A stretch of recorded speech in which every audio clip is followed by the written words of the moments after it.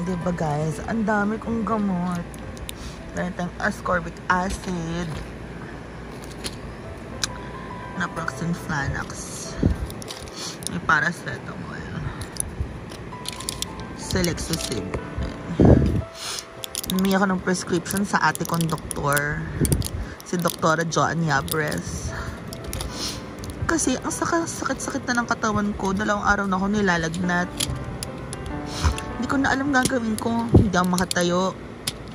Hindi ko alam. Siguro sobrang ako napagod sa mga ginagawa ko. Ayan, ang mga gamot ko for the day. So sana naman maging okay na ako. Okay? Nakakaloka kasi itong mga to eh. Ayan.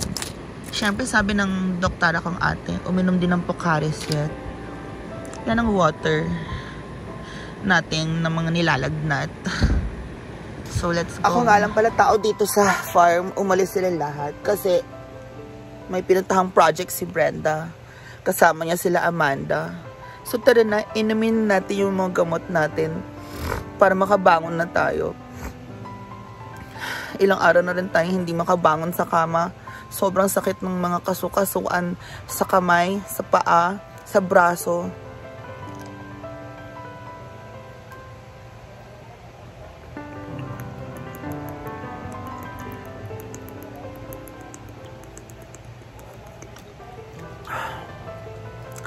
Ang init-init ko pa kasi nilalagnat ako.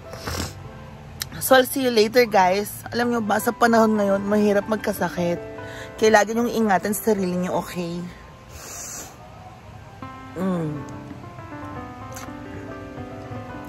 So, thank you. Bye-bye.